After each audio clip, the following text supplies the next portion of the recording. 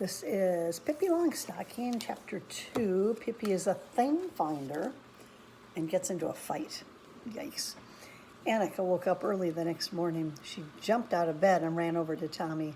"Wake up, Tommy," she cried, pulling him by the arm. "Wake up and let's go and see that funny girl with the big shoes."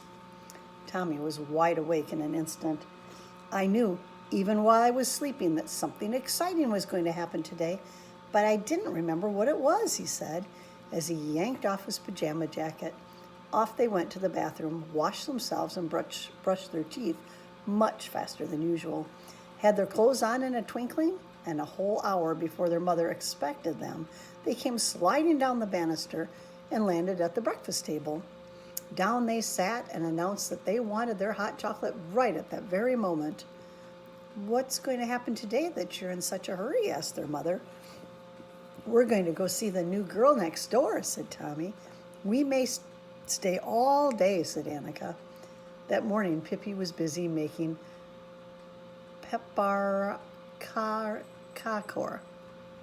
a kind of Swedish cookie. She had made an enormous amount of dough and rolled it out on the kitchen floor. Can you imagine? "Because," said Pippi to her little monkey, "what earthly use is a baking board when one plans to make at least 500 cookies?" And there she lay on the floor, cutting out cookie hearts for dear life. Stop climbing around in the dough, Mr. Nielsen," she said crossly, just as the doorbell rang. Pippi ran and opened the door. She was white as a miller from top to toe, and when she shook hands heartily with Tommy and Annika, a cloud of flour blew over them. "So nice you called," she said, and shook her apron. So there came another cloud of flour. Tommy and Annika got so much in their throat that they could not help coughing. "What are you doing?" asked Tommy. "Well, if I say I'm sweeping the chimney, you wouldn't believe me. You're so clever," said Pippi. "In fact, I'm baking. But I'll soon be done. You can sit on the wood box for a while." Pippi could work fast. She could. Tommy and Annika sat and watched how she went through the dough, how she threw the cookies onto the cookie pans and swung the pans into the oven. They thought it was as good as a circus. "Done," said Pippi at last, and shut the oven door on the last pans with a bang. "What are we going to do now?" asked Tommy. "I don't know what you're going to do," said Pippi, "but I know I can't lie around and be lazy. I'm a thing finder, and when you're a thing finder, you don't have a minute to spare." "What did you say you are?" asked Annika. "A thing finder." "What's that?" asked Tommy. "Somebody who hunts for things, naturally. What else could it be?" said Pippi as she swept all the flour left on the floor into a little pile.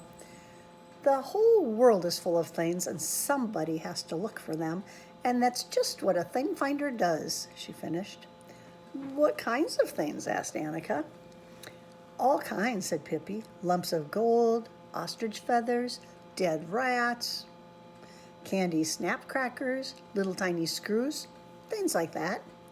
Tommy and Annika thought it sounded as if it would be fun and wanted very much to be thing finders too, although Tommy did say he hoped he'd find a lump of gold and not a little tiny screw. "We shall see what we see," said Pippi. "One always finds something, but we've got to hurry up and get going so that other thing finders don't pick up all the lumps of gold around here before we get to them." All three thing finders set out.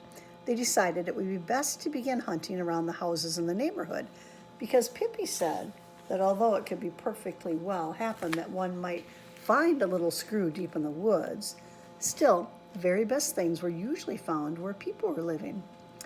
"Though, for that matter," she said, "I've seen it the other way around, too. I remember once when I was out hunting for things in the jungles of Borneo, right in the heart of the forest, where no human being had ever before set foot. What do you suppose I found? Why, a very fine wooden leg. I later gave it to a one-legged old man, and he said that a wooden leg like that wasn't to be had for love or money." Tommy and Annika looked at Pippi to see just how a thing finder acted. Pippi ran from one side of the road to the other, shaded her eyes with her hand, and hunted and hunted. Sometimes she crawled about on her hands and knees, stuck her hands in between the pickets of a fence, and then said in a disappointed tone, "Oh dear, I was sure I saw a lump of gold." "May we really take everything we find?" asked Annika. "Yes, everything that's lying on the ground," said Pippi. Presently they came to an old man lying asleep on the lawn outside his cottage. "There," said Pippi, "that man is lying on the ground, and we found him. We'll take him." Tommy and Annika were utterly horrified. No, Pippi, we can't take an old gentleman. We couldn't possibly," said Tommy. "Anyway, whatever would we do with him?" "What would we do with him? Oh, there are plenty of things we could do with him. We could keep him in the little rabbit hutch instead of a rabbit, feed him dandelions. But if you don't want to, I don't care. Though it does bother me to think that some other thing finder may come along and grab him." They went on. Suddenly, Pippi gave a terrific yell. "Well, I never saw the like!" she cried, as she picked up a large, rusty, old tin can from the grass. "What a find! What a find! Cans, that's something you can never have too many of." Tommy looked at the can doubtfully. "What can you use it for?" "Oh, you can use it in all sorts of ways," said Pippi. "One way is to put cookies in it. Then it becomes a delightful jar with cookies. Another way is not to put cookies in it. Then it becomes a jar without cookies. That certainly isn't quite so delightful, but that's still good too." She examined the can, which was indeed rusty and had a hole in the bottom. "It looks almost as if there were a jar without cookies," she said thoughtfully. "But you can put it over your head, pretend that it's midnight." And that is just what she did. With the can on her head, she wandered around the block like a little metal tower, never stopped until she stumbled over a low wire fence and fell flat on her stomach. There was a big crash when the tin can hit the ground. "Now see that," said Pippi, and took off the can. "If I hadn't had this thing on me, I'd have fallen flat on my face and hurt myself terribly." "Yes," said Annika, "but if you hadn't had the can on your head, you wouldn't have tripped on the wire fence in the first place."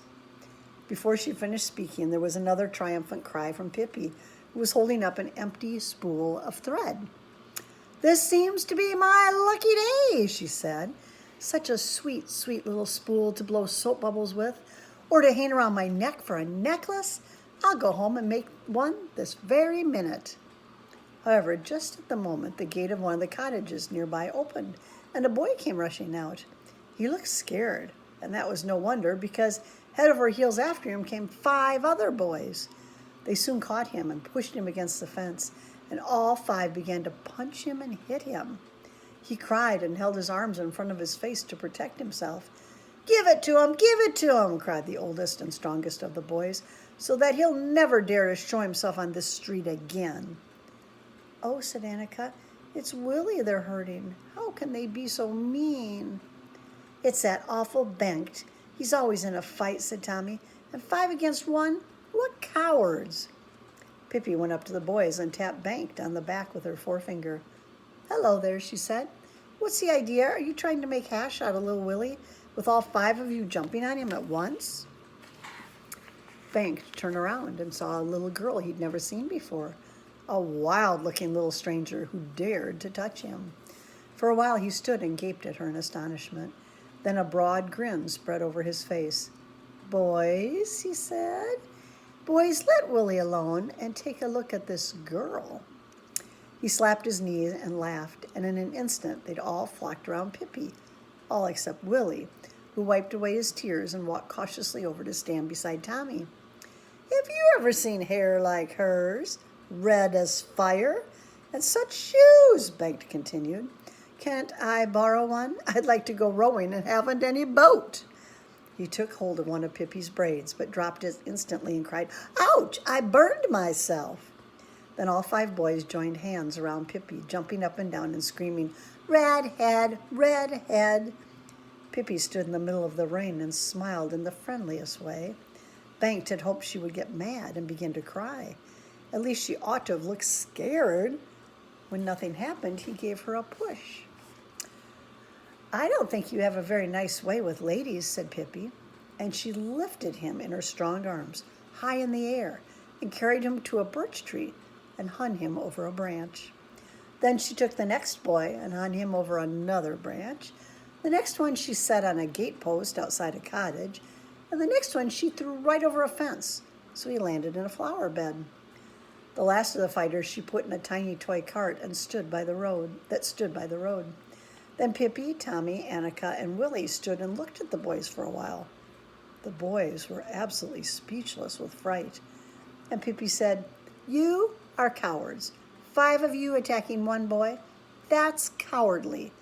Then you begin to push a helpless little girl around? Oh, how mean!" "Come now, we'll go home," she said to Tommy and Annika, and to Willie. "If they try to hurt you again, you come and tell me." And to Bank, who sat up in the tree and didn't dare stir, she said, "Is there anything else you have to say about my hair or my shoes? If so, you better say it now, before I go home." But Banked had nothing more to say about Pippi's shoes or about her hair either. So Pippi took her can in one hand and her spool in the other and went away, followed by Tommy and Annika. When they were back home in Pippi's garden, Pippi said, "Dear me, how awful. Here I found 2 beautiful things. You didn't get anything. You must hunt a little more. Tommy, why don't you look in that old hollow tree? Old trees are usually the best places for all thing finders." Tommy said he didn't believe it. Tommy said that he didn't believe he and Annika would ever find anything. But to please Pippi, he put his hand slowly down into the hollow tree trunk. "Goodness!" he cried, utterly amazed, and pulled out his hand. In it, he held a little notebook with a leather cover. In a special loop, there was a little silver pencil. "Well, that's weird," said Tommy. "Now see that?" said Pippi. "There's nothing so nice as being a thing finder. It's a wonder there aren't more people that take it up. There'll be tailors and shoemakers and chimney sweeps and such like, but thing finders? No, indeed. That's not good enough for them." And then she said to Annika, "Why don't you feel in that old tree stump? One practically always finds things in old tree stumps." Annika stuck her hand down in the stump and almost immediately got a hold of a red coral necklace. She and Tommy stood open-mouthed for a long time. They were so astonished. They thought that hereafter they would be thing finders every single day. Pippi had been up half the night before playing ball, and now she suddenly felt sleepy. "I think I'll have to go and take a nap," she said. "Can't you come with me and tuck me in?" When Pippi was sitting on the edge of the bed, taking off her shoes, she looked at them thoughtfully and said, "He was going out rowing, he said, that old Banked." She snorted disdainfully. "I'll teach him to row. Indeed I will, another time." "Say, Pippi," said Tommy respectfully, "why do you wear such big shoes?" "So I can wiggle my toes, of course," she answered. Then she crept into bed. She always slept with her feet on the pillow and her head way down under the quilt. "That's the way they sleep in Guatemala," she announced, "and it's only the real way to sleep. See, like this. I can wiggle my toes when I'm sleeping, too." "Can you go to sleep without a lullaby?" she went on. "I always have to sing to myself for a little while. Otherwise, I can't sleep a wink." Tommy and Annika heard a humming sound under the quilt. It was Pippi singing herself to sleep. Quietly and cautiously, they tiptoed out so they would not disturb her. In the doorway, they turned to take a last look toward the bed. They could see nothing of Pippi except her feet resting on the pillow. There she lay, wiggling her toes emphatically. Tommy and Annika ran home. Annika held her coral necklace tightly in her hand. "That was certainly strange," she said. "Tommy, do you suppose that Pippi put those things in place beforehand?" "You never can tell," said Tommy. "You just never can tell about anything when it comes to Pippi." Here's a picture of Pippi's tossing that can up in the air that she found. And Tommy and Annika are looking in the stump and the tree to find treasures. Chapter 3, Pippi plays tag with some policemen. Whoops.